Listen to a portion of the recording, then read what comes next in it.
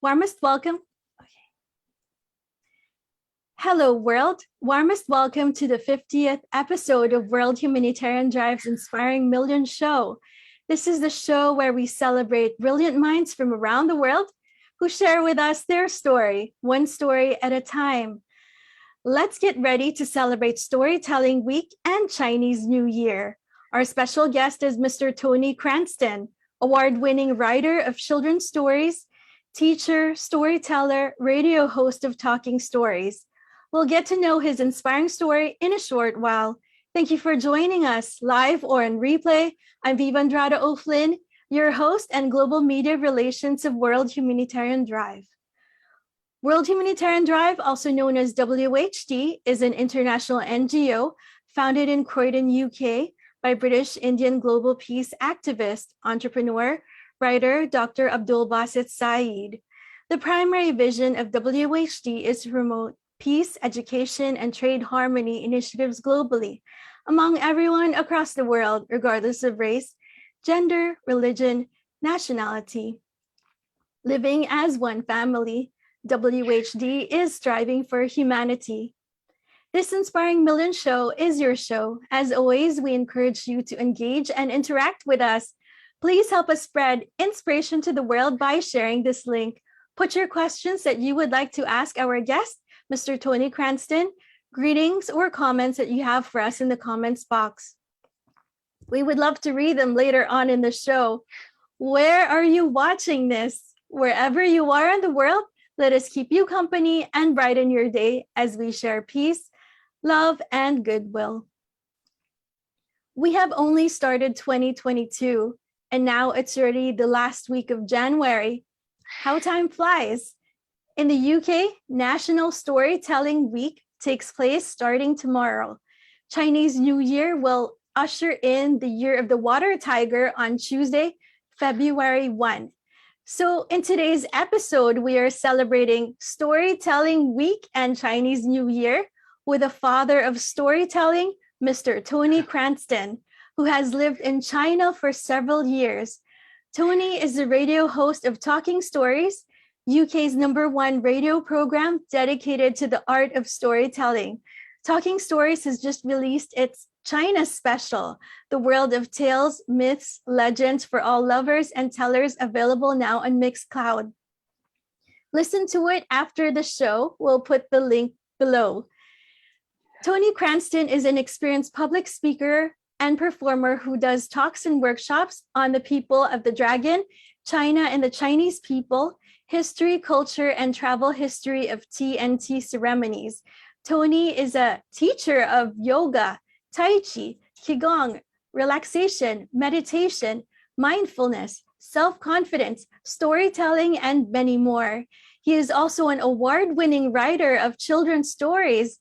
Let us all welcome a world traveler who is a collector, writer, and teller of stories, Mr. Tony Cranston. How are you today, Mr. Tony Cranston? Welcome and thank you so much for joining us today. How are you? Oh, I'm very well, thank you. I'm so happy to be on your program. I've been watching and viewing your films that you've made so far with other people you've interviewed, and they are superb. It's a really good program that you have, and it's a worthy program that you have also. So I'm very honored to be here. I've just rushed in from a yoga class, just had a shower. I've had about 10 minutes to try to drink some tea, but I'm all ready for you. Thank you so much for joining us today after the yoga class as well. So, Tony, could you please introduce yourself to the world and share a brief story about you?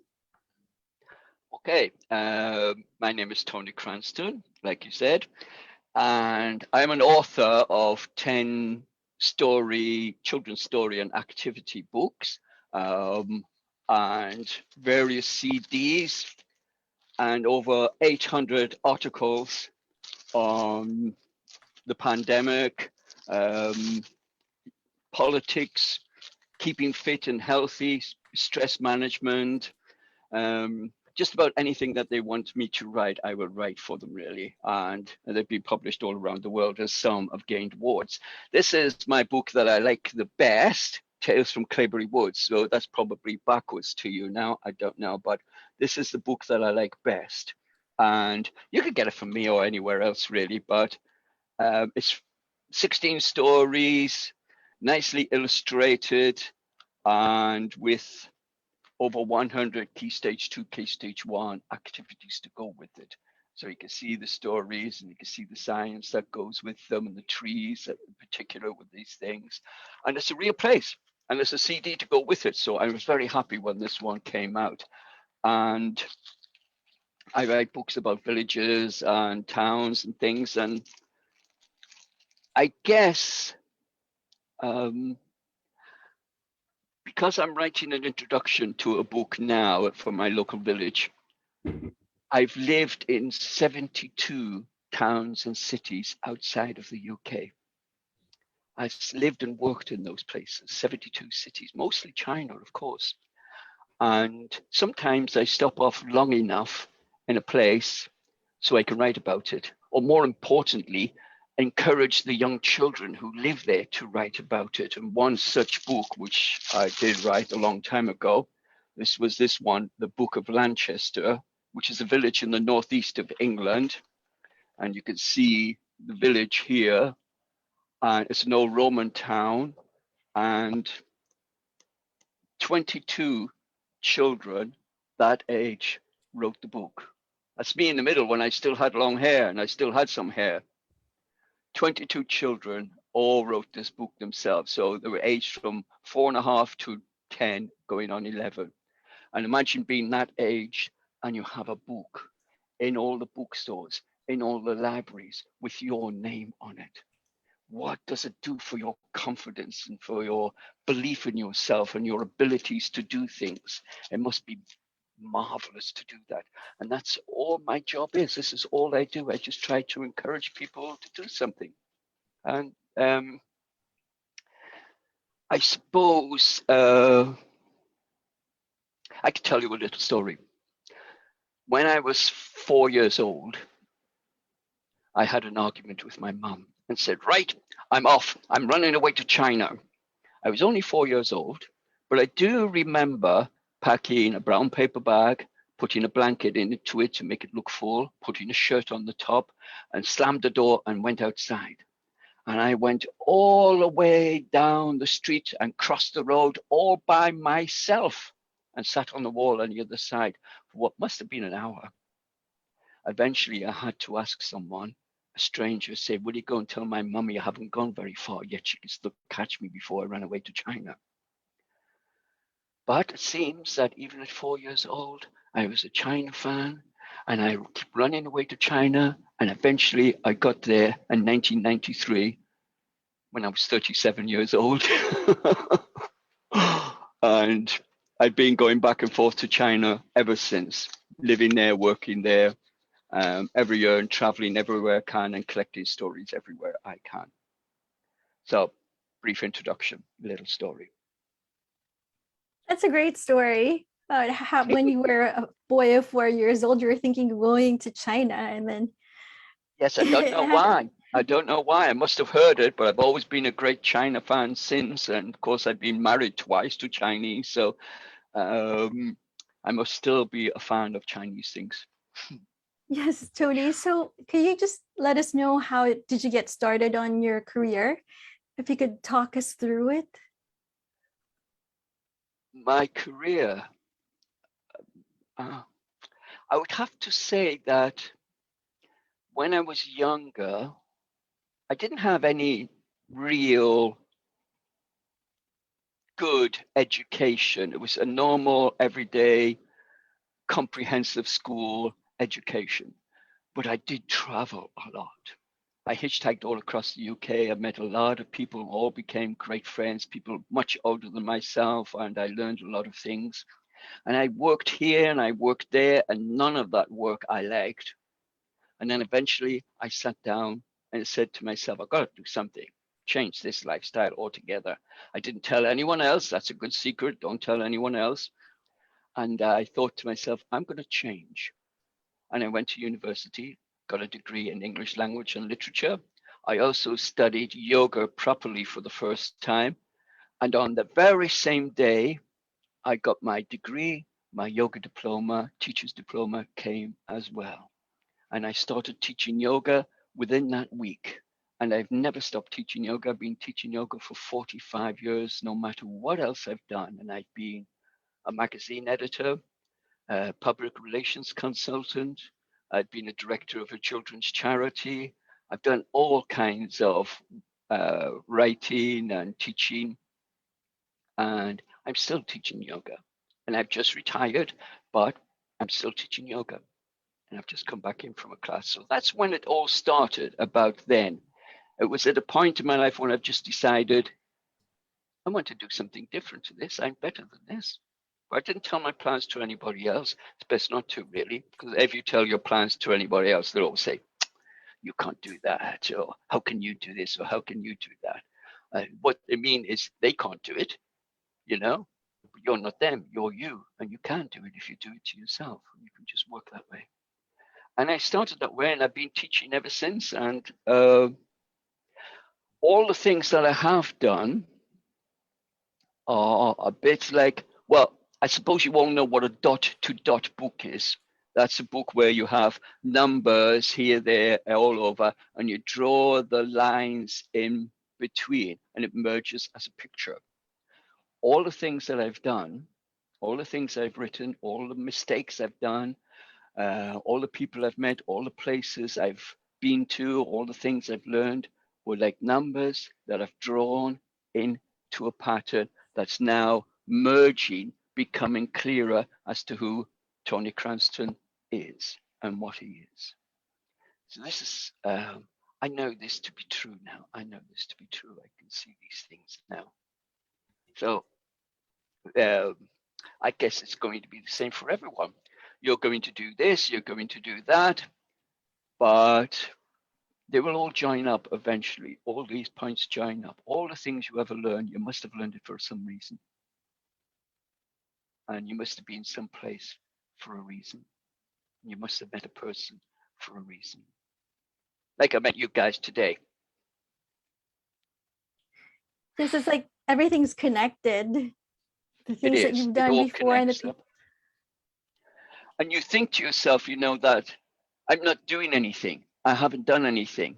But when those lines join up, you realize you really have done some things. You really have. Everything has been worthwhile. Everything you've learned or half learned, it's still come and useful. You wouldn't have learned it in the first place. I'm sure someone has got a plan for you. That's very inspiring. Well, right now there's a pandemic and then people are just feeling stuck, isolated. So how about you, Tony? What have you been doing during the pandemic? What are the activities that you've been doing during this time? When I first began, I sat in the garden getting sunshine, lots of vitamin D, taking my time, doing nothing in particular, and enjoying the fact that for the first time since 1977, I wasn't working, doing something. But that lasted a very short while. I had to do something, and so I got out my notebooks and I started to write. Now, for all you guys out there who might be writing, this is how I do it. You need a notebook. Any kind of notebook will do. And on one side of the page, you write the things you want to write, but you leave the other side blank. You don't put anything there. You go on and on and on and on and on, but eventually you read back and then you have another idea. So you draw it on there, you write it in there, and you draw a line and fit that idea in there and that idea in there. It might be just something you've heard, something maybe been on TV, someone said something somewhere, something you've seen, something you dreamt about, and it will all fit into one of your stories or one of your articles eventually. And you all get through there. And you end up having lots of things and lots of notes. I've got about 18 of these books, and they're all full of stories. This one will have, this one's got 35 stories so far, or the outlines of stories. And this one has got something like, it's a bit older, as you can see, This one has 30 stories, bit battered. So if I ever have to come to write a short story, I have them all here. And you can see where the notes are being added to the storyline. And that's how they work. Check out some papers. And you can see the notes there. And that's how you write. Nobody has ever written once upon a time and wrote down page 1, page 2, got to page 100, got to page 244 and said the end. Nobody can ever write that. There's no one can write like that. You write a little bit, then you write a little bit else, and eventually it all joins up, just like those points in your life. They will all join up eventually, but you start writing and you can write anything. And I could tell you now that everybody thinks, I can't write. It's got to be really intelligent. It's got to be huge. It's got to be really deep and thick and meaningful. But you go into any bookstore and you go into any charity store and you see all the books that are there, and you find that some are only 10 pages long. Some have only got 3 lines on a page. And you'd be surprised that somebody actually wrote that and a publisher accepted it and a publisher sold it and people bought it because they liked it. So it doesn't have to be the most magnificent book ever. You just have to start writing and you'd be surprised at how clever some of those things are. And in fact, sometimes out of a whole book, there's only one line that inspires you, something that hits you. And that one line is the one thing that's important. And that's what I did during the lockdown. And I grew a beard. Mainly because there was no point of having a shave because I wasn't going anywhere. And I learned to cook a little bit. But I still kept my yoga going. That's great, Tony. So you're also a teacher of, well, could you see this one? So you're a teacher of yoga, Tai Chi, Qigong, all these you're teaching. And then, so what do you consider to be your unique skills, your unique selling point that has helped you become successful in your career? You're doing all of these. Well, they're all connected, all of these things. They all come from yoga. Yoga went to China in the 6th century and became Qigong. And part of Qigong is Tai Chi. Relaxation is part of yoga. Meditation is part of yoga. Mindfulness is simple yoga, simple meditation. Self-confidence comes from everyone. Alexander Technique. If you look at Alexander Technique, it's so clever. But I guess if you want to call it a unique selling point, it's my voice. Now, when I'm speaking normally, my voice, you can hear it. But when I go to a studio or when I'm doing a relaxation, that is totally different. I go into a studio to record the radio program. They put a microphone in front of my face here, this close. Okay. And then I'll say, you can hear the voice changing. First of all, I begin counting backwards in my mind because that's a trick, that's a skill. Counting backwards quietens the mind, it quietens the body, it helps you to relax. And all doctors, all therapists, all hypnotists, even dentists who give you the gas, they will tell you to count backwards. They know this as well. If you've got children and you want to get them to sleep at night, teach them how to count backwards. And you see the difference. It works really well. You can see the change on their faces. So my voice will go, after I count it backwards for a while, and then I will say, lying or sitting comfortably. Allow yourself a moment now to become calm and steady. Allowing a moment to switch off, to relax, to let go. 3, 2, 1. And on today's Talking Stories program, we have a wonderful collection of tellers from all around the world. And my editor and my producer will stop me there and then if I'm not speaking in such a way. So what I have is the gift of the gab, as we say. Kiss the Blarney Stone, which I have in Cork Island. I've kissed the Blarney Stone.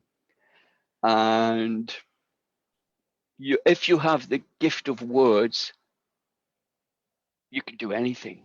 You could talk your way into anything. You can talk your way out of anything.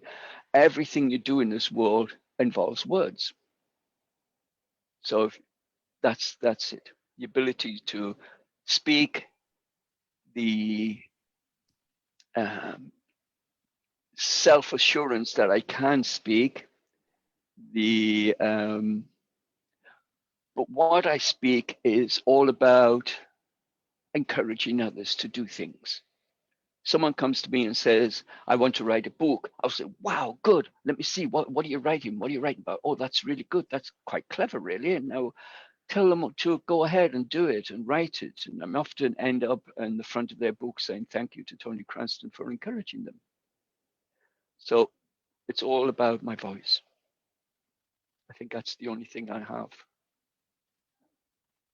And the fact that I want to encourage people. I think that's a good thing to do. And also your words of wisdom, your stories that you tell. So, Tony, you're an author and award-winning writer of children's stories. Could you tell us more about your works and also your favorite piece of work? Well, my stories, mostly I end up writing stories for children.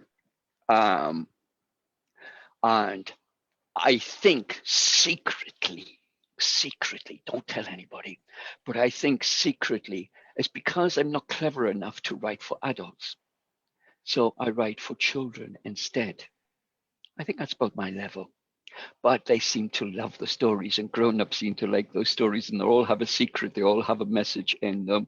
My favorite book, of course, at the moment is this one that I've written myself. This is my favorite book, but I have favorite books by authors around the world, and they go back a long time, lots of these stories. And I collect stories from everywhere. But yep, that's me in China at the Children's Palace in Beijing and the English speaking classes of Miss Shui. And it's a beautiful class. You can see all their ages. Some are really young. This is the older group. The oldest will be about 19. The youngest will be about 8. And they're all in the same class with the level of ability. If you've never been, if you're even thinking about being a teacher or going to China, the Children's Palace is the place to go. This is the best teaching establishment in the world by far. 257 arts programs going on here. And I love the place. I was invited to go there in 1993, following a story I wrote about a dragon and sent it to China Today magazine. They published it worldwide, but wow, I thought it was really good in 7 world languages. I thought, not bad for the first story that I wrote. And then they invited me as the first Westerner ever to go and visit and work in the Children's Palace in Beijing. Now, the Children's Palace, when you go to Beijing and China and you see the picture of Chairman Mao and the Forbidden City that's behind it, you go all the way through the Forbidden City and you go out the back door. But there's another part of the Forbidden City that foreigners, the tourists, most Chinese have never ever been to. And that's across the road and inside the park. It's the other half of the Forbidden City where the emperor himself lived and the Coal Hill Mountain there. And it was all given to the children in 1949 as a children's palace. 257 arts programs there above and beyond all the normal language and reading, writing, and arithmetic and history and everything that people have to learn. I've seen 3-year-olds playing keyboards with their mums. I've seen 5-year-olds and 6-year-olds going in to learn to play the violin, but then meeting some other people there who took them into a dance class, and the teacher found out that they were perfect at dancing, so invited them to come again. and they ended up as dancers, actors, musicians, artists. And in their spare time, when they're not doing anything, no work, they go back to the Children's Palace to teach the next generation. And that's been going on since 1949. And I love that place, really. And this is one of the reasons why I go back to China every year. There's so many things there to do, so many things to do. I forgot your question, to be honest. Yes, it's just what is your favorite piece of work as well? And then my favorite piece of work beyond my own would be one book that I read when I was about 10 years old. So that would be 1965. I read a book in the library, and it was called The Records of the Grand Historian. There are 37 volumes, but only 3 of them ever printed into English in the West. And it was written by Suma Chen and his son. It took all his lifetime and all the lifetime of his son to produce the history of China up to the Tang Dynasty, about the 6th century. And one of the things in that book was full of myths and legends and stories and of it. But one of the things that was there, and all the scholars, all the so-called experts said, terrible, this could never happen. There's no one that's going to be so wealthy, no one who could ever do anything like this. And he was speaking of the tomb of the first emperor of China. And you know what? They said it could never exist, but of course they found it, haven't they? In Xi'an. And it's there, all the terracotta warriors, and it's better than even he described it.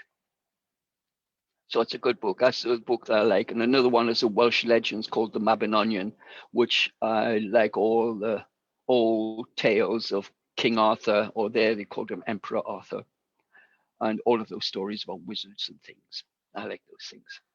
Those are my 2 favorite books. Thanks, Tony. Tony, we also have a video of your book. Well, so let's watch it. Okay. Thank you. Hello, my name is Tony Cranston. Let's take a walk together and listen to some wonderful stories about the trees, flowers, and animals, and of someone special who lives in Clebury Woods.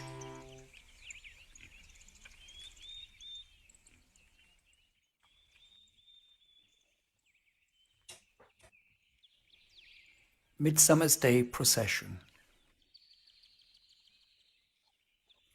On Midsummer's Day in Clebury Woods, the animals make their way.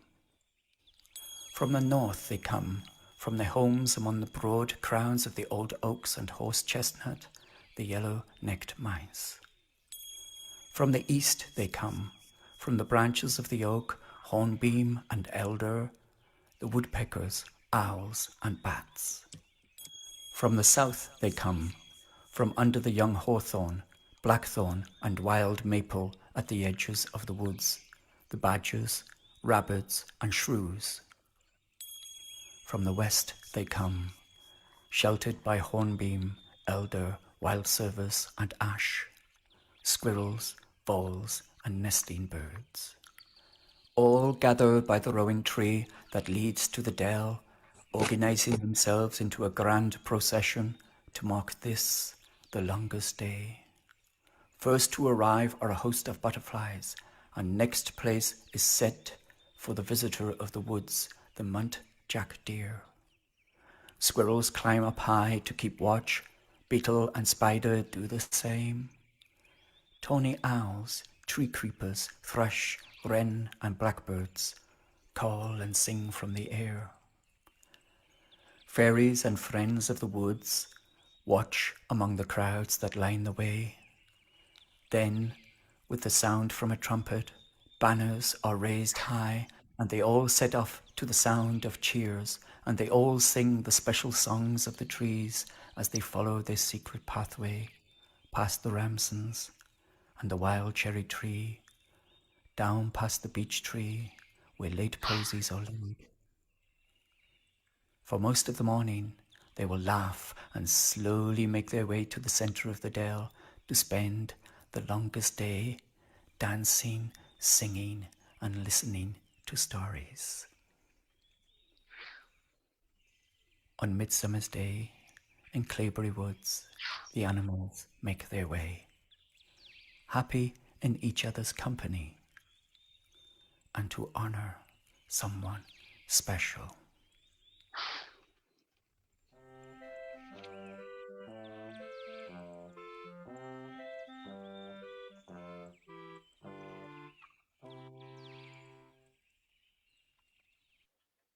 Ah.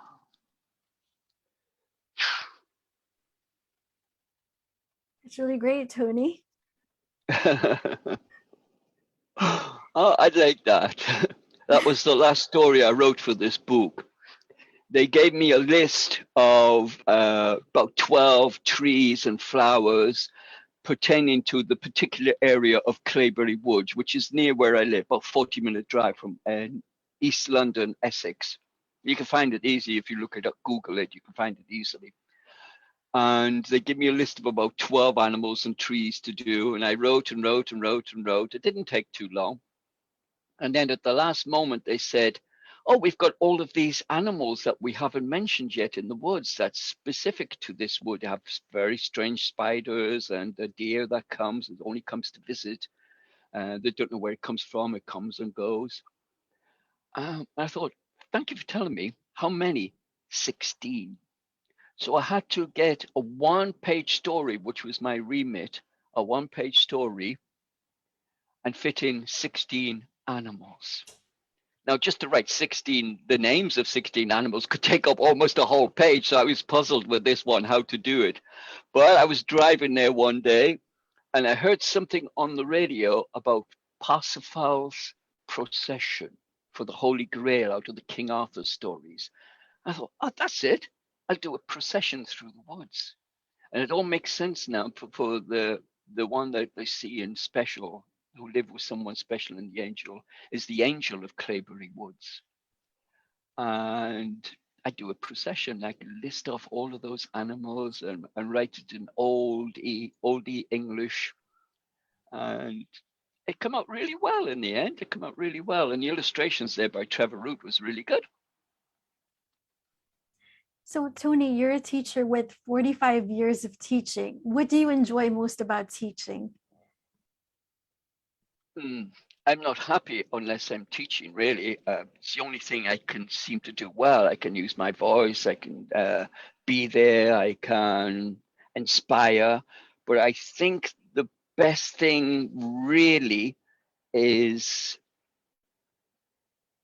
seeing someone coming into the class and learning something new, something that they didn't know before, or something they now got better than they had before. That's what makes it useful. I feel as if I've done something for them. I'm useful. Yes, that's what it's all about. Me trying to be useful to other people, having a purpose, if you like. And if I can help them in some way, that's all that matters. And I see this all the time in my classes. I make sure they all go out learning something new and they've got something there, because I know they're in that class because they've been guided to that class by someone, something in the world, in the universe. And they've been guided to that class and they're learning something. And it's my job to make sure that they learn something of use to them. And I try my very best. And whether it's going to be useful for them now or later, I do not know. But I know those points, as always, will join up and it will be useful someday. You know now, I know now, everything we've learned is coming useful sooner or later. And that's why I like teaching. Yeah, Thank you. That's dots. Very inspiring. So you also teach public speaking. So what is the importance of good communication skills? Okay, there's no point in being shy. If you are young and small, child, and being shy, it's all nice and cute, but only for a short while. Really, this shyness won't get you anywhere.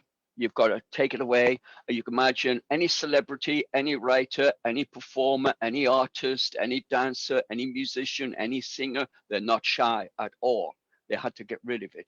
You have shyness when you need it, but you need self-confidence too. And to be able to communicate is just being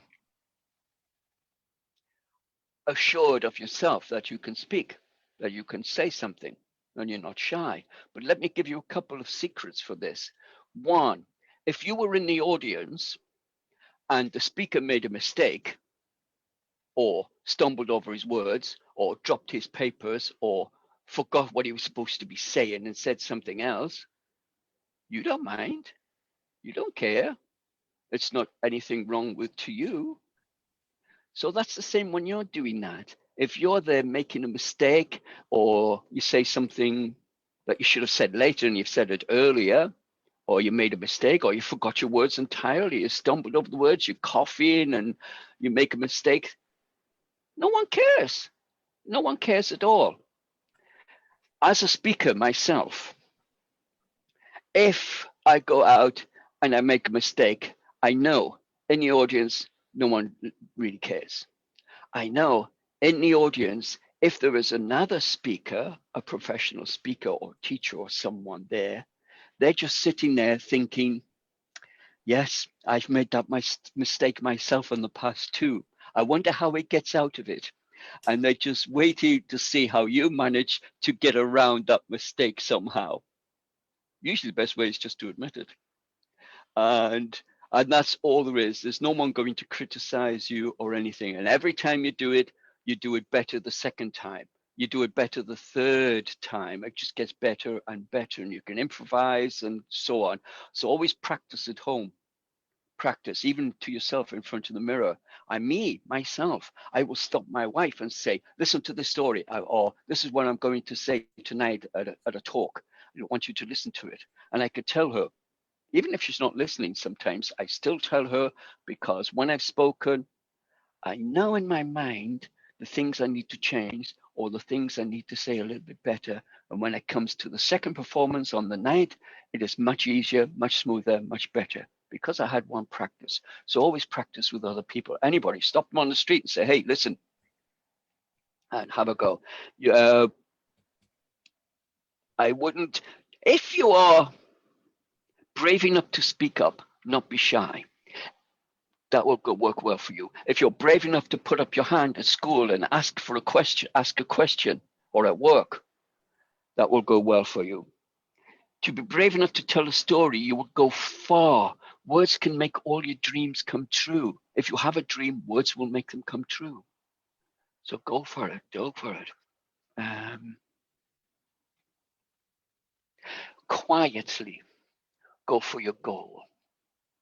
Bob Dylan, the American folk singer, says that if you have a dream, if you have a goal that you want to achieve, if you have something you want to be yourself, that you want to be, a kind of person you want to be, a writer or storyteller or musician or doctor or scientist, whatever you want to be, quietly make those steps yourself. Don't bother telling anybody else. Just get there yourself. When you get there and you've achieved it, then you can tell everybody. And they'll say, wow, didn't think you could do this. But if you tell them beforehand, chances are, like they did to me when I was younger, who are you? How can you do this? You're not anybody special. How can you write a book? Who knows? So all my books I wrote without telling anyone. I just wrote them. And then when they were finished, they said, what? I didn't know you were writing a book. I didn't know you could write a book. Wow, that's really good. Let me see. Now they know I can write books. But I didn't tell them to begin with. I didn't want them to put me off. I didn't want to listen to their words saying that they couldn't do it. So I didn't want to listen. Believe in yourself. Believe in yourself. You have the dream. You would never have the dream in the first place if you weren't able to carry out that dream. If you have the idea to do something, you must have been given that idea, and you must have the skill somewhere inside you to do it. Don't go step by step by step by step by step by step. You can't jump from there to there in one go. Do the little steps all by yourself and you will get there. Always, always, always. That's all very inspiring, Tony. So I'm just going to read the comments from people. Happy Andrade is saying amazing. Win is saying greetings from Manila. And then Monica Chopra is saying greetings from India. And then Marlon Hechanova saying watching from the Philippines. Billy Tanya saying greetings from Manila, Malaysia. And Wow. Donna saying so has Viva. And Tongi is asking, well, he's saying very inspiring. Do you have a podcast or platform where we can listen to your meditation recordings? Oh, yes. If you look me up on Facebook or YouTube, my name, Tony Cranston, you'll find Tony Cranston. There's about 15, I think, little films there. 2 of those are meditations already. On the radio program, Talking Stories on East London Radio, you can look up Talking Stories Radio on Facebook and you can find all the links. Mostly the Christmas shows, the December shows, always have a meditation at the end of them. I often put meditations on the end of those. And drop me an email and I can send you a CD anyway. So yes, the one thing I can do, every yoga teacher is the same. They can do warrior postures, they can do tree postures, they can stand on their head, but they all have something that they can do better than others. I know a teacher who can move your fingers like this for 20 minutes in a class, and you think, how boring is that? But then you don't have any arthritis, you don't have any rheumatism, your fingers are so loose and good again, stiff. He's a genius at this. I know a yoga teacher who can stand on the head all day long. There's even teachers who can almost pull up their stomach and pull it out their ears. They're really good. That's their specialty, and they want you to do the same. My specialty, which I found out after 17 years of teaching it, was relaxation. And I've never had a failure to teach someone to relax first time, every time, every time. There are secrets to this. My new book will tell you all about these secrets. And it's not hard. It's the most natural thing in the world to relax and to meditate. It's the most natural thing in the world. Meditation, have you ever written a shopping list and you think to yourself, tomorrow I'm going to go to the supermarket and to the market and I'm going to buy some vegetables and I'm going to buy some, what have we got in the house? Have we got carrots in? Have we got cabbage? Have we got Brussels sprouts? Have we got tomatoes? Have we got, yes, we got this. I need that. I need some fresh bread too. And you write a list. All of that is just meditation. That's all it is. It's concentrated thinking on one subject, one area. That's all meditation is. Nothing mystical, nothing magical, nothing from another universe, or nothing like that. It's just simple, great, easy stuff that the brain happens to like a lot. Yes, you can find all those things. There you go. There's some of my CDs. It's your meditation. Yes, my webpage and my email address there too. All those CDs are about 1 hour long, but 3 or 4 different tracks, including the classic, of course, Yoga Nidra, which is about 30-something minutes. It's written about 200 BC by Patanjali, and I was first mentioned then. And it's got everything written into it. It's perfect. It's a beautiful exercise. So we'll post and if your you like links. Relaxation, it's a good one. Yeah. We'll post your links later on. So Tony, thank you. Yeah, what motivates you to go to work each day? What motivates you to be at your best? Well, as I said, I'm only happy when I feel useful to somebody.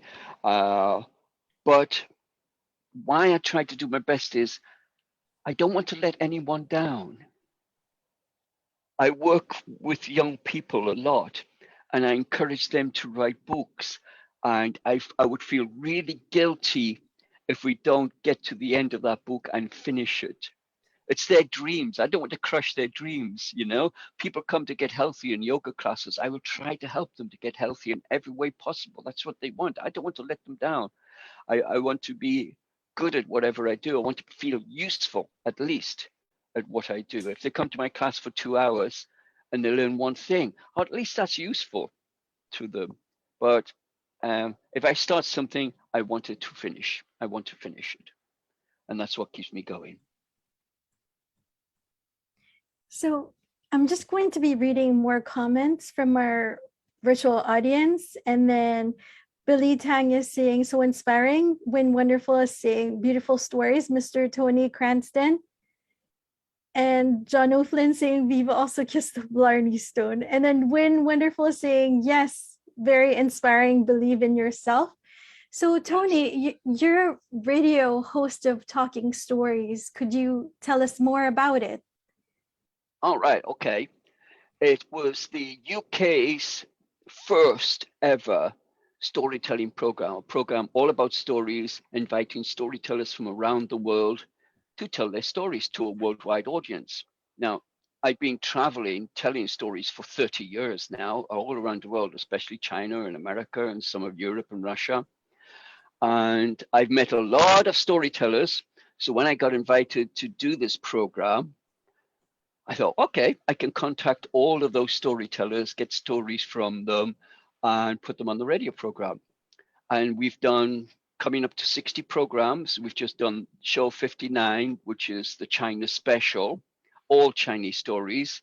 The first story is from Uncle Fat, who I love in Taiwan. And then we got stories from a Japanese and Chinese couple from San Francisco in America, and they're telling a Chinese story. And we got a story from India, which is telling a Chinese story. And we have storytellers from all over. And what I like about the program is, can you imagine these on stage? First of all, you come up and you've got a big, huge Chinese guy saying, hello, my name is Uncle Fat. Why am I called Uncle Fat? It's because I am fat. And he tells you a wonderful story. Then you have another couple who comes on and tell a story. Then an Indian lady walks on and tells you another story. And then maybe a child comes on and tells you a story. Or most of the programs, it's mixtures. So you will have a black Scottish accent on the story. But then you will be followed by, oh yes, I have a wonderful tale from India, and tell you another story. And you have, hi there, I'm from America, I'm from Boston, and you have another story. And it's wonderful to, what I'm trying to do is to get young people brave enough, like the older people, to tell stories and be on the same show and get the confidence. Wow, I'm only 6 years old and I'm on this show. And with all these grown-ups, to give them the confidence. And what I'm trying to show on the program is, actually, we're all the same people around the world. Whether you're from India, China, Japan, Russia, America, Africa, wherever, we all like stories. We all like telling stories. We all like listening to stories. And those stories are quite similar to the stories that you know already. We're all the same kind of people. And it's a way of introducing you, a Chinese person to India, listening to their stories, and an Indian person to Russia, and a Russian person to America, and hearing a different dialogue, a different story about those countries, rather than listening to the news or something, and bringing people together in a different way. Stories teach you things more than any other way of learning things. If I was to show you bullet points on the wall, 1, 2, 3, 4, there are only 2 parts of your brain that are switched on, the Broca's area and Wernicke area of your brain. And that's all you will learn by. But if I was to tell you something with a story, then whatever I'm speaking about, if I'm speaking about running fast, or if I'm speaking about something big or something small or in the water, then those parts of my brain will be switched on and charged up and running and exercised and growing. It's the same part of the brain that's listening. Their same parts of their brain are switched on too. Einstein, the famous Einstein, biggest brain we've known of, clever man, Professor Einstein. A woman asked him once, "Sir, my child wants to be intelligent like you. How can he be intelligent? What book should he read?" And he said, "Madam, if you want your child to be intelligent, let him read fairy tales." But she said, "Fairy tales? He wants to be a scientist like you." I said, "Oh, okay. If he wants to be a scientist like me, tell him to read more fairy tales." Then he went on to explain that the areas in your brain that make you a scientist, that make you a doctor, that make you intelligent and clever or artistic, like himself, are the same areas that are switched on and exercised and charged up when you listen to a story or when you tell a story. It's the same areas. So listening to stories will make you an Einstein. And telling that this is what I want to do on the program. I want to bring young and old, East and West, all colors, all nations, all styles, all voices on that program for the one purpose: to make everybody know each other, get on with each other, be happy with each other, understand that we all think the same thing underneath. Always do. We're all the same. We always think the same. We all have the same fears. We all have the same happiness. We all have the same dreams. And they're there in those stories. Of course, the nice thing about stories is that your brain remembers stories. Everything that you learn, you will learn it better if you learn it via a story. If you were a child and you learn something at school and you go back home and your mommy says, "What did you do today at school?" You will say, "Oh, mommy, I did this, I did that." And it will tell you the whole story of what they did at school. You will learn from stories. Stories have been going around. All the great teachers, Jesus, Krishna, Shiva, everybody, Lao Tzu, all the great teachers of the world, even the ancient Greek philosophers, all told us through stories.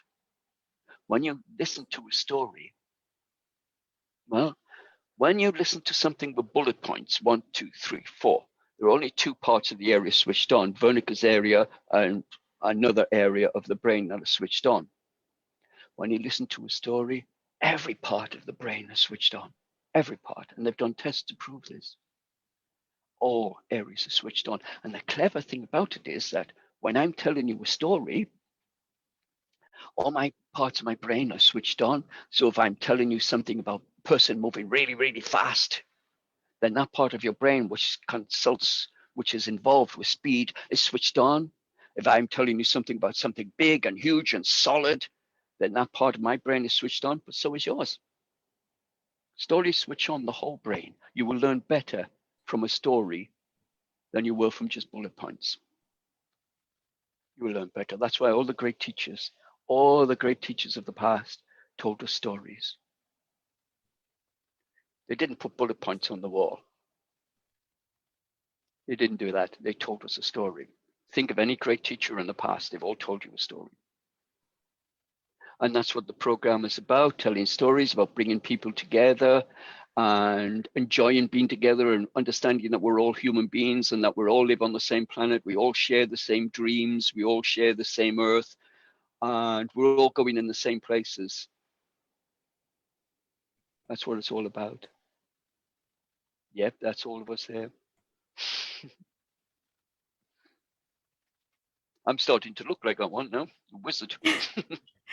So, Tony, it's great that you're sharing to us all about the importance of storytelling, because Storytelling Week is coming up. And then so you also travel the world, as a respected writer, collector, and teller of stories. So this is really wonderful to hear. So I'm going to be reading another comment from our virtual audience. From Professor Dato Dr. G.P. Doraisamy. He's the Secretary General of WHD Malaysia. He's saying, "Tony Cranston, you are very presentable, eloquent, and pleasant in your storytelling and sharing of your journey into China. He said he was 35 years old when he first landed in Beijing. And then so he had the opportunity to visit and climb up the Great Wall of China. So Perfect. he's saying it was a lifetime of wonderful experience visiting the terracotta warriors at Xi'an. Now he has a question about China. So this might be a little bit political. So China had a closed door policy for decades under the communist Marxist rule. Today, China is the most progressive society in the world. So he's asking, how do you differentiate the way of rule of Mao Zedong in those days with present premier of China Communist Party right now? Chairman Mao had a difficult job. His rule was to get rid of foreign influence and foreign manipulation of the Chinese people, and tell the Chinese, look, listen, you are Chinese. You could do everything that they can do and you can do it better. And that's what he was trying to do. And he kept everyone out in order to do that. China has grown. Its communist roots have changed a lot. And they are communist in name only, I think now. If you want to go back, I think there's more millionaires and multimillionaires in China now than there ever has been in the West. There's more there now. So communism in that sense doesn't really exist anymore.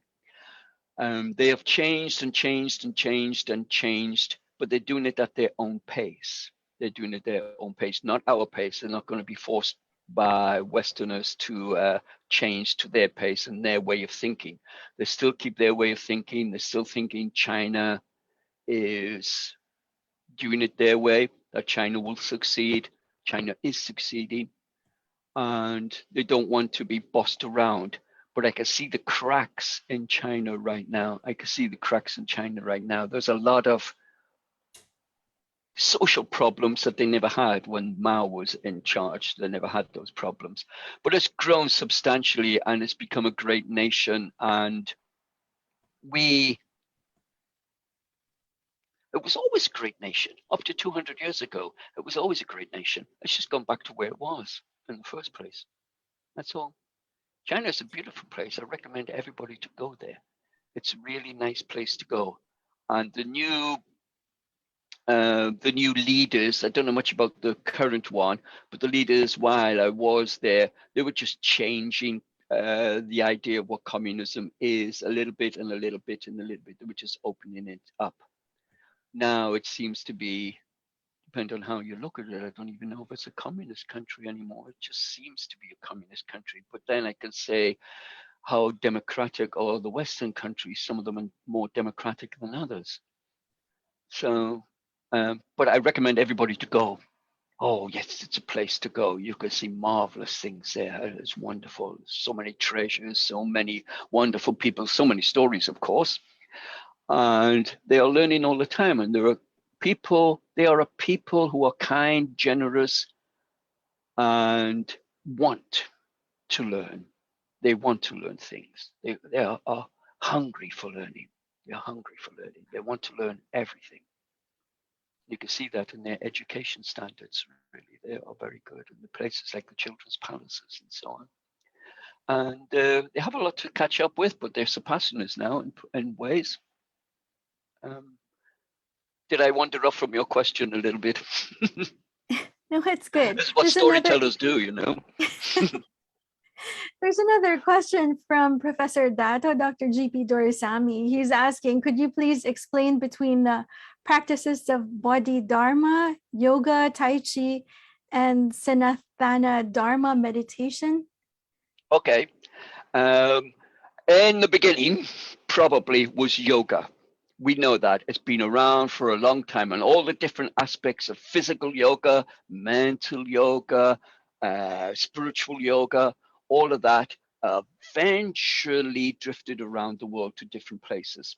It came into China with Bodhidharma or Bodhirama, and he came to the Shaolin Temple in China, and he taught them how to do a kind of Zen meditation, staring at the wall for about 10 years, and they got all achy. Then he started teaching them yoga, and out of that yoga came things like Tai Chi and all of those exercise forms. The spiritual aspects of all of these are all very similar. You know, there's no difference in spirituality around the world. It's just different name tags that we put in it, or we start from a different angle and look at it, so to speak. As teaching yoga and Tai Chi, I found that yoga is the antecedent of them all, and it's the antecedent of classical Indian dance, of ballet, of kung fu, and all of those aspects as well. One part of yoga in the past was martial arts anyway, and it all drifted into China eventually, because they traded more with each other than they did with the West. They traded more with China. That's basically it. The West wasn't civilized enough to trade with India. That's why. And whereas China was. The spiritual aspects of all of these things, they have the same backgrounds, the same stories, the same legends, the same myths, but they all have down to there's something deeper inside of us, which is connected. And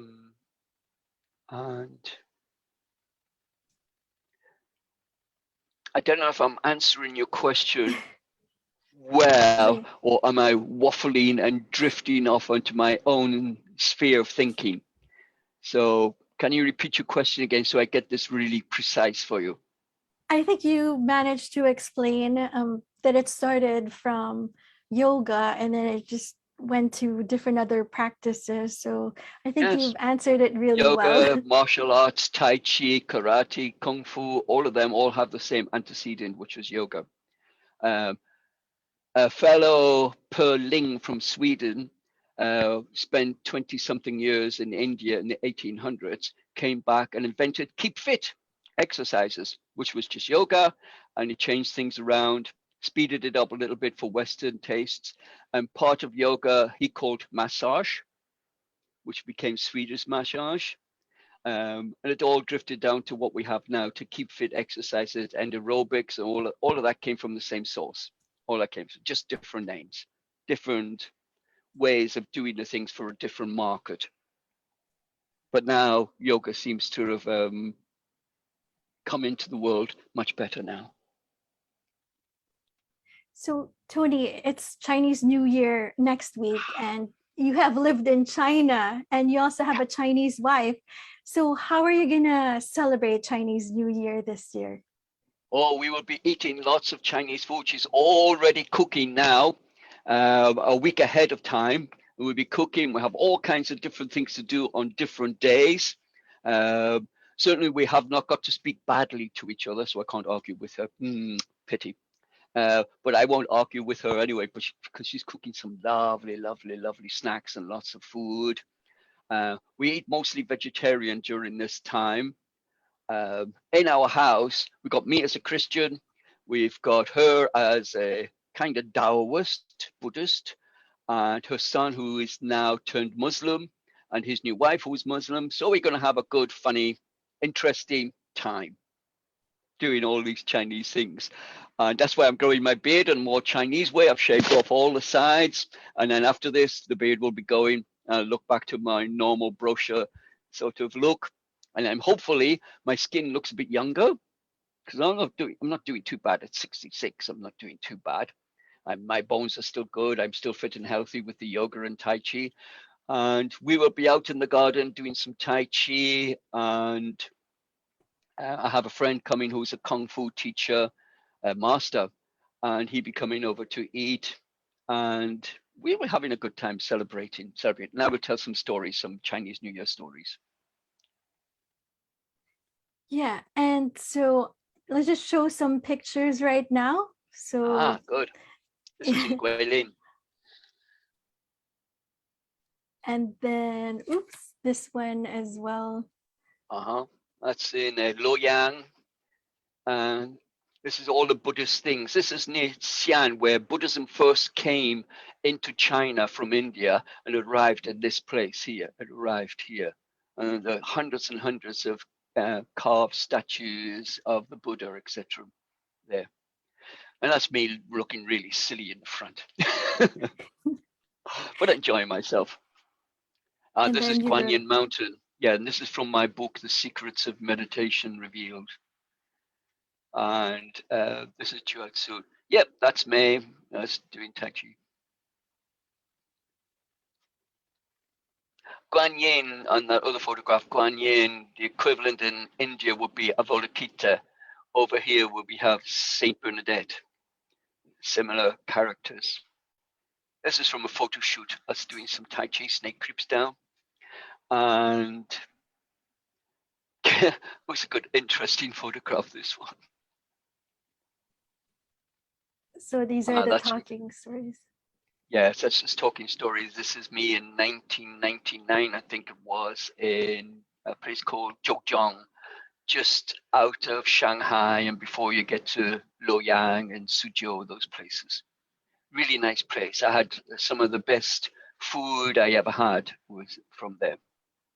Very interesting place. I bought a lot of paintings for people. This is in Taiwan. Interesting place, Taiwan. Somewhere between China and Hong Kong as their culture goes. They speak Mandarin, but they're very sort of modern. Now, this is a group of children I'm working with currently in my village of Bexley. And you can see their ages, and they are writing a book about the life and times of their village in Bexley, just like this one, Lanchester. It'll be about 120 pages, and it's a fantastic book. And this one in the front, you can see with a pen on the left-hand side, very left-hand side, she wrote this nice little piece. Now, imagine. Sometimes she plays football with her daddy. Her daddy beats her 21-0. And she's like this, he beats me 21-0. She's laughing at this because he picks her up, puts her under his arm like this, and does a victory run around the field. So, yeah, I won, so to speak, with her. And she loves her daddy for this. And she knows she's a bit sarcastic, saying he beats me 21-0. But imagine this in a book about the village. She telling this about her dad, and her mum took the photograph of her dad carrying her under his arm. So this is going to be a beautiful page in a beautiful book about a beautiful village. It's all about a year in the life of that village. And you can see all the ages of the children here. This is their parents with them. And we're working in the library to do it. Yep, Happy New Year, the tiger. Water tiger too. That's my wife. She's 60 this year, so she must be a water tiger too. I like this picture. This is Hua Mulan, if you know the story of Mulan. Yeah, so could you invite us to listen to talking stories as well, your China special? Yes, I know you'll put the link there, but there it is underneath that page. You can see the link to all the programs. You can listen to them anytime, day or night. And I know lots of people listening to them at nighttime, so they go to bed nice and sleepy. But they're all Chinese stories this time. And it's, I've been, of the 600 or so stories that I have in my head that I don't really have to think about at all, 300 of them will be Chinese. 200 of them are Hong Kong ghostly tales, which I really like a lot, because Hong Kong ghostly tales are not scary. They're, really sad, and stories like that. They're really good. And this is I've never done a Chinese special before, and I thought, okay, this time we're going to do one. And my stories are usually last on the program if they get included. We have to, Brian Miller, our editor, has to edit the program and get it just under 1 hour long. We can't go over, or computers won't pick it up. So it has to be just under 1 hour long, and we have to edit things. And of course, the stories that get edited will be mine at the end to cut down the time. So they're usually shorter stories. But it's a great program, and listen to, you get stories from everywhere in the world. I don't think there's a continent that we haven't touched on and told stories from. And we've had about 150, 160 storytellers from around the world, young and old. The oldest was in her 90s, told us a really nice story, and the youngest was 5, and she's won every kind of award and accolade since then, and that was a year ago. She's been in the Guinness Book of Records, World Book of Records, everything for her storytelling. We had them from China, from India, from the UK, from everywhere. Occasionally we do special programs, but they're always a mixture of programs.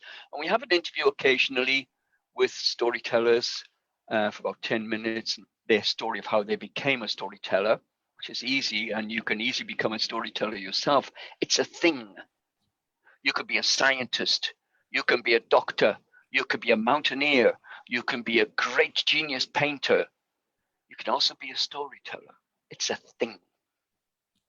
And as far as the soul is concerned, the soul places storytellers high up there among the sages and the philosophers. So it really is a thing. On my headstone on my grave, not that I'm going to have one in a long time. In fact, I might not even have one. It will say Tony Cranston, storyteller. Even better than being a teacher. Even better than being a scientist. It's a thing. It's something worth having. So listen to the program. It's worthwhile. It's the only one anyway. So listen to it. There's nearly 60 hours worth of material there. Some poetry too, because I think poets are clever. They can make you think. They can make you feel. They can take you to places. And they can tell stories. All in a few lines. Which is something a storyteller like myself finds very difficult. Our stories get longer and longer.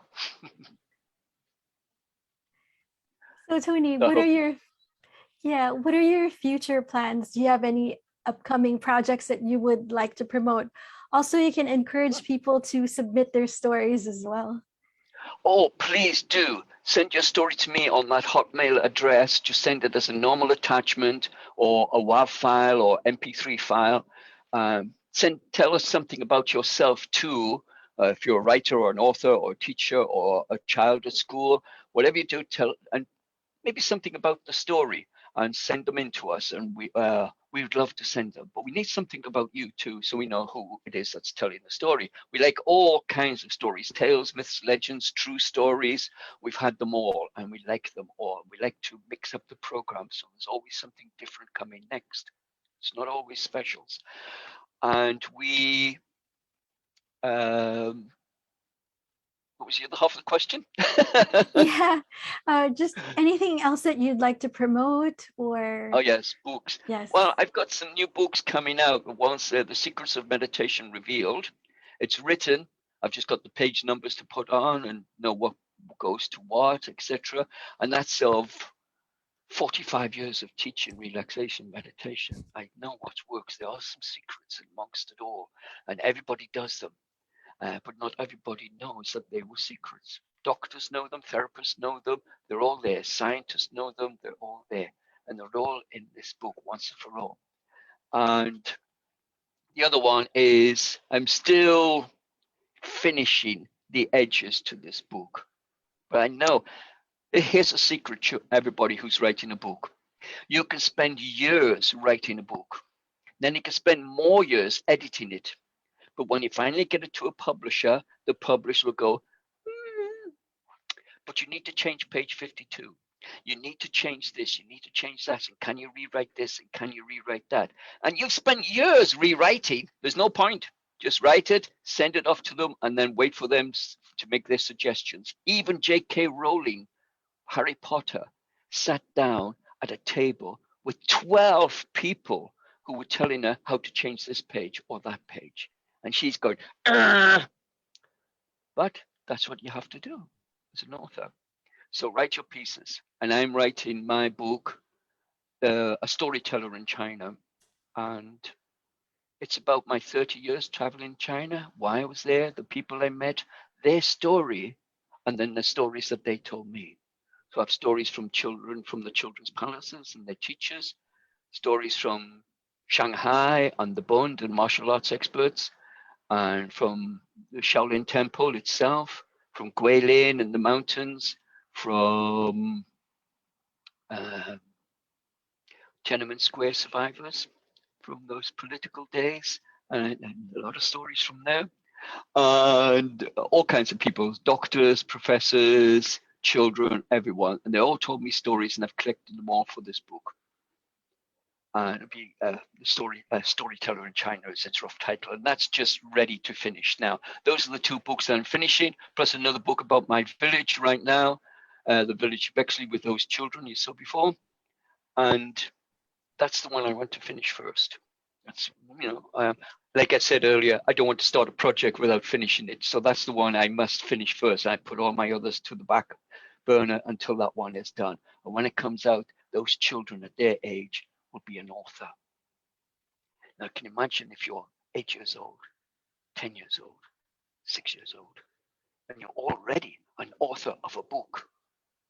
Wow, what can you do 5 years from now? What can you do 10 years from now? Can you imagine going to university and they're interviewing you and you say, "Oh yeah, I wrote a book when I was 6."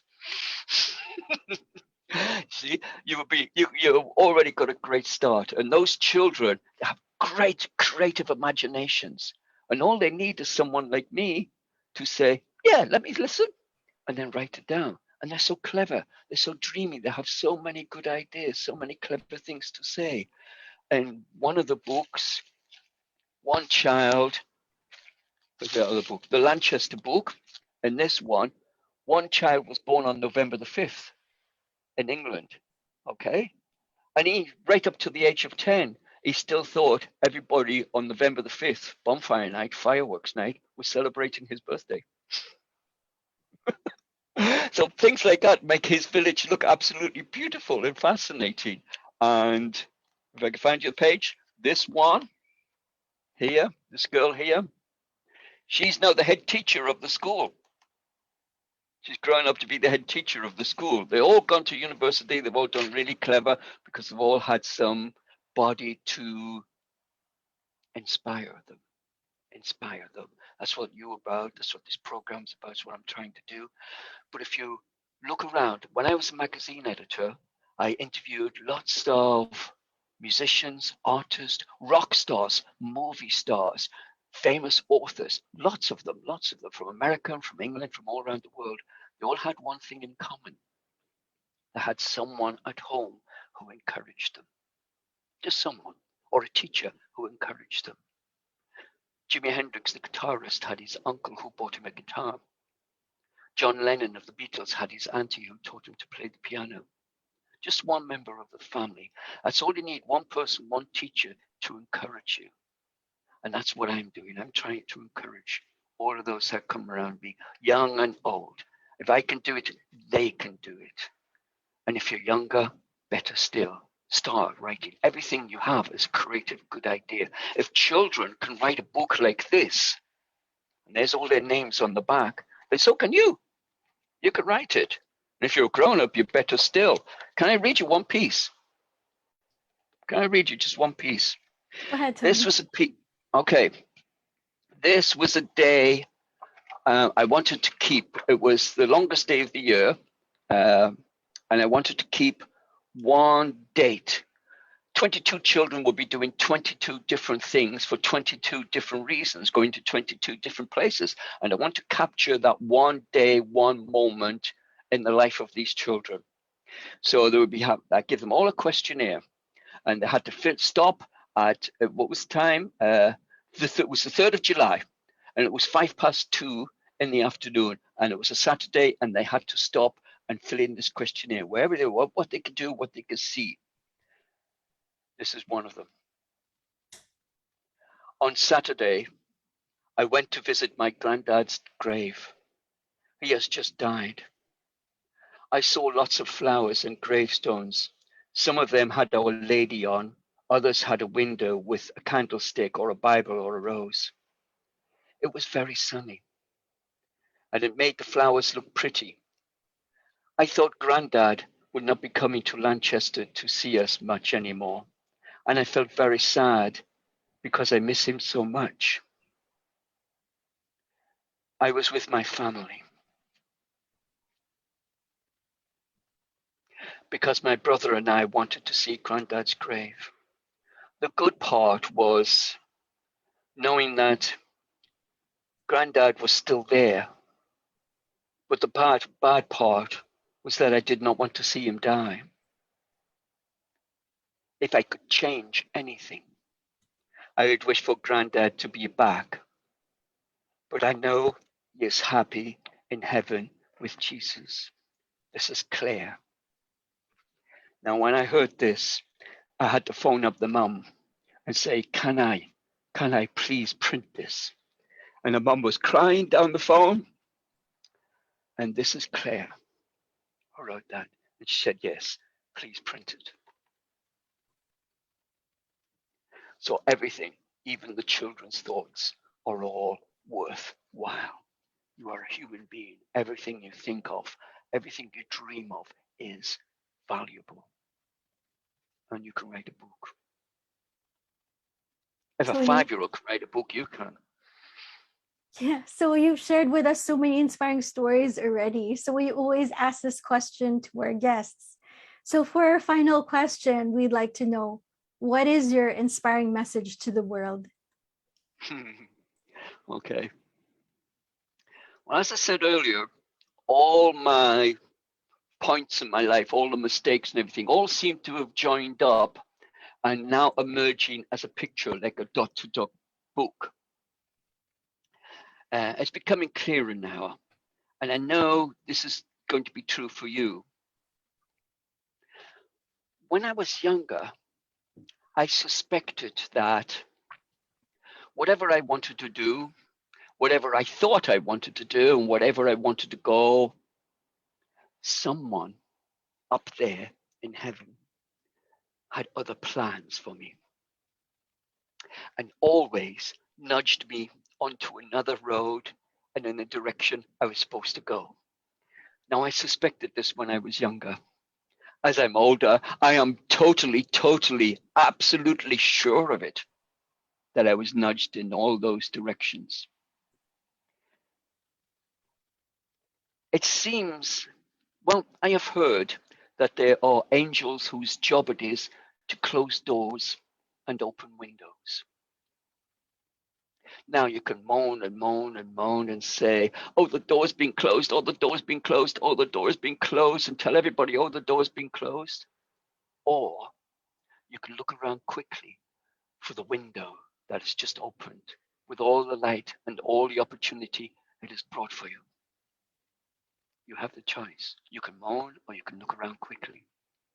And I know this to be true. In the end, we all stand in front of God and he will ask you 2 questions. Are you happy with the story of your life? And the other question is, are other people happy with your part and their story?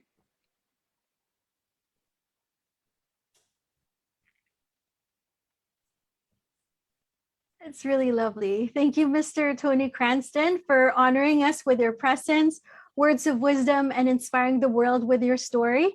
In honor of international recognition for your virtue and persistently serving and inspiring humanity with your noble deeds, WHD would like to award you with Inspiring Humanitarian Award.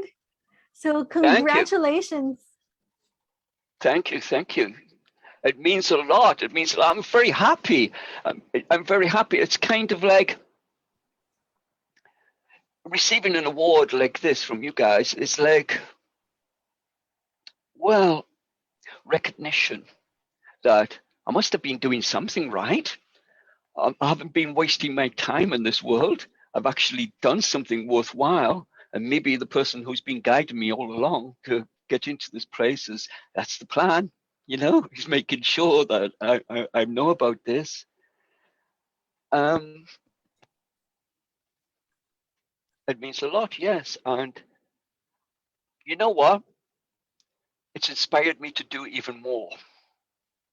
Okay, if all of you at WHD think that I'm being worthwhile and doing something, then I feel happy about that. And now I want to do more.